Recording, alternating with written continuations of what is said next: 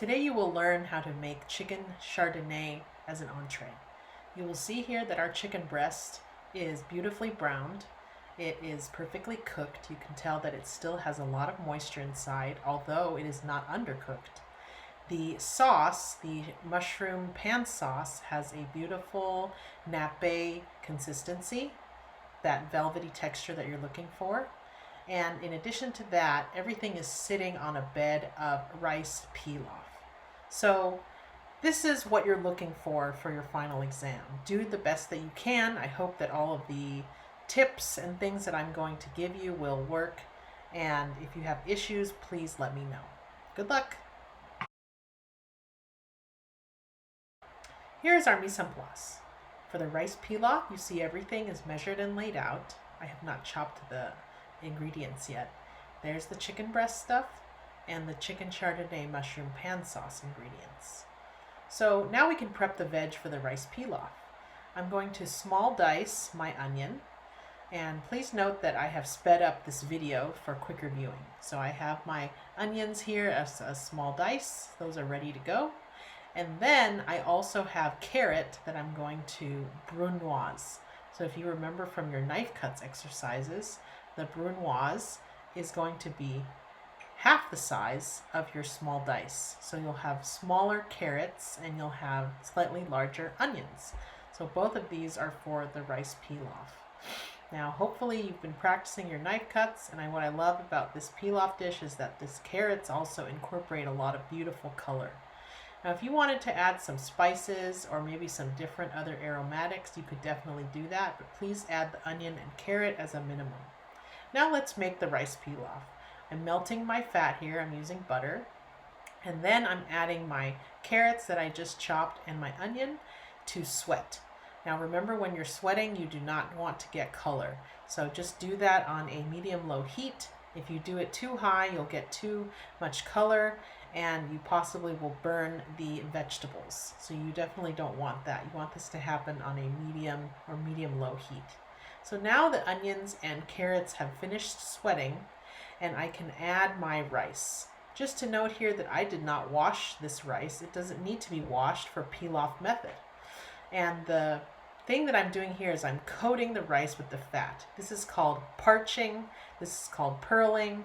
Any of those words is fine, but basically you're coating it in the fat and making sure that each grain is coated so that when you add your liquid in later, when it's cooked, it won't stick together. So I just put my liquid, aromatics, and seasoning, and I actually taste the broth to make sure it has enough seasoning before I bring it to a boil. So you'll see here, or maybe you didn't see, that I tasted it as well. And please make sure that you bring it to a boil before it goes on to the next step. Because if you don't bring it to a boil, then that means that the temperature of the liquid is still cold, or it's still colder than it needs to be, and that 20 minutes in the oven is so important. So here my rice, my liquid is boiling. I covered it and I put it in the oven. Now it's going to bake in there for 20 minutes. Now I can make my other preparations so I can move on with my recipe. So I'm going to slice my mushrooms, take off the stem first. You can go ahead and save these stems for another recipe, that's fine. And I'm slicing these mushrooms to get them ready for the sauce, because once I get my chicken ready, I want to have everything ready to go. And I can do that while my rice pilaf is baking. So I'm slicing my mushroom caps here, and I went ahead and cleaned these ahead of time with a damp paper towel.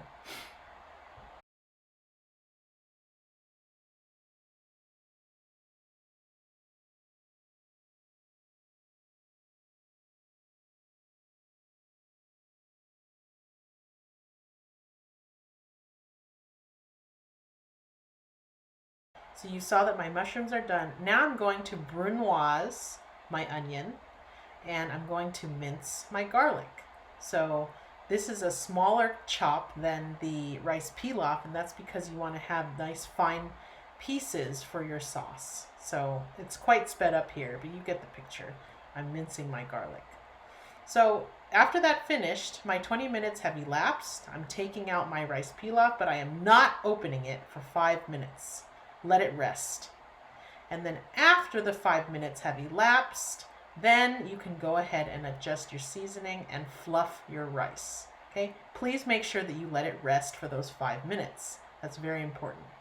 Adjust the seasoning if necessary, cover it, and then you can save it for later. Now it's time to do our chicken. So make sure your breasts are nice and dry, and I'm seasoning them well with salt and pepper. You want to season it before you coat it in the flour. If you go ahead and season your flour only and then you coat it that way, you're not ensuring that you've properly seasoned your chicken breasts. Okay, so I've seasoned them on both sides, and then I will go ahead and use my tongs to coat them lightly in the flour, both chicken breasts. Now your recipe asks for 1 chicken breast, but I mean, when you are cutting up a chicken or you're buying a chicken, are you really buying 1 chicken breast? You might as well make 2, and it's just easier that way. I also doubled the sauce recipe as well, but the pilaf recipe stays the same. Now we can cook our chicken.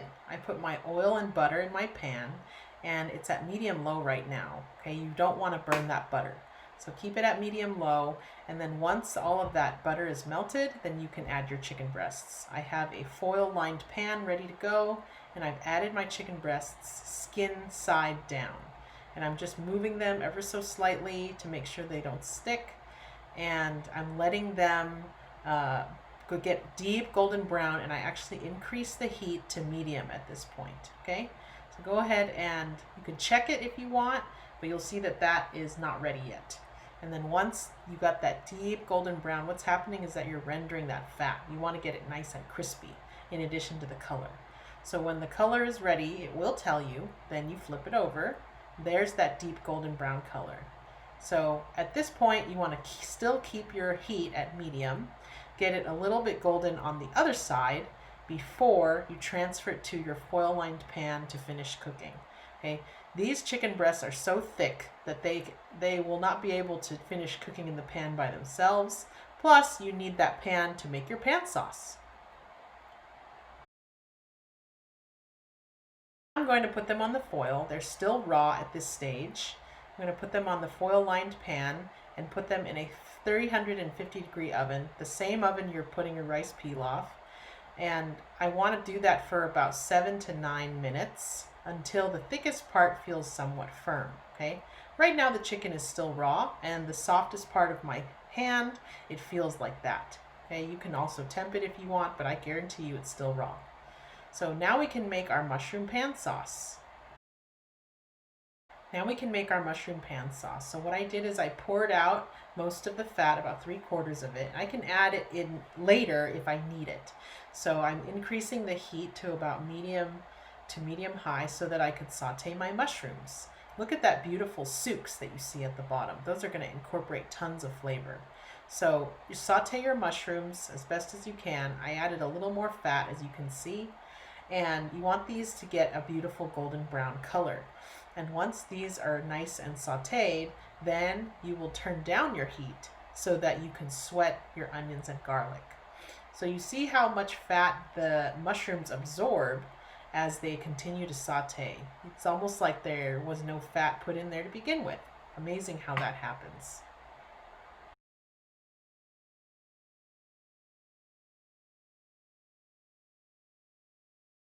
So I've turned my heat down to medium. I've added a little bit more of that fat, and now I'm sweating my onions and garlic. I do not want to get too much color here. I absolutely do not want to burn it as well. And so once these are nice and sweated and softened, then I will add my wine so that I can deglaze and get all of those bits of souks from the pan. All of that is flavor. So the wine now needs to cook and reduce until it's almost dry, until you almost can't see it anymore. You want all of that acid, that really harsh alcohol to cook out so that only the beautiful flavor stays. So once that's cooked out, then you can see that I add stock. So I add the stock. So you have to do these things by layer. You're layering the flavor. And I need to reduce my stock by 3/4, and then I can move on to the next step of the sauce.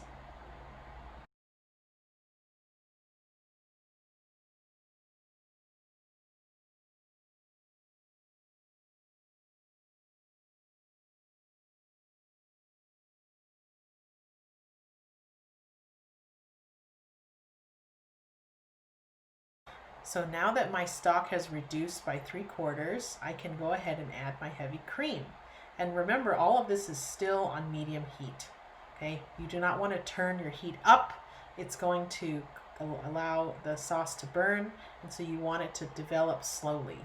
So right now all I'm doing is I'm just stirring it frequently so that I can make sure it's not sticking or burning, and I'm letting it reduce until it becomes that beautiful nappe consistency.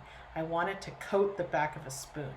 And you remember from the pan sauce video on Ruby, it shows that if you drag that spoon through, then the sauce will close in on itself, not too fast, but not too slow.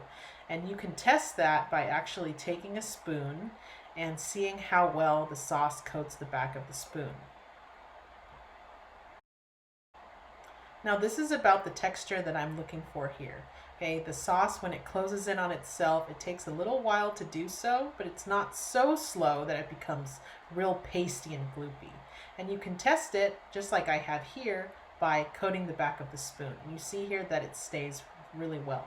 So I took that opportunity to taste the sauce, okay, and I wanted to see how much seasoning I needed to add. Remember, we always wait till the end to season our sauce, okay, because if you do it at the beginning and you're reducing and reducing, you may be left with a very salty sauce at the end. So I also took the liberty of adding a squeeze of fresh lemon juice. This is optional, but I do believe that it causes great balance in the flavor of the sauce. It cuts some of that richness, and it's really good for balance. So the sauce is done. Now we can plate.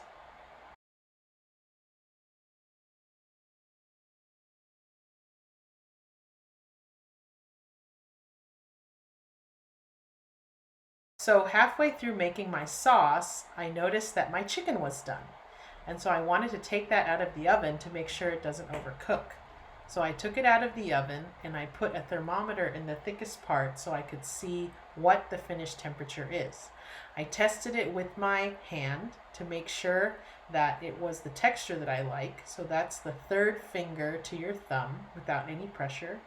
And you see that when I took it out of the oven, it's at 150 degrees to start, and it continues to climb up.